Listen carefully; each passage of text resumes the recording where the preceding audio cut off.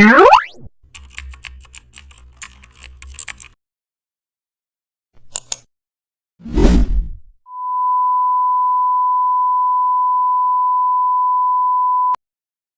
back to the channel. Don't forget to like, share and subscribe for more updates. Today we are exploring an amazing topic of Photoshop. How to create product poster with depth and focus in Photoshop. Click file, then select the new file in Photoshop. Create a 2000 by 2025 canvas size, then drag product image into canvas.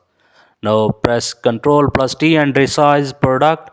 Center product on canvas. Duplicate product layer using Ctrl plus J. Move duplicate below original. Fill duplicate with the black color. Go to the filter, select blur and also select Gaussian blur. Increase blur for shadow, then press OK. Lower opacity to 30%. Stretch shadow horizontally. Now add background using gradient tool.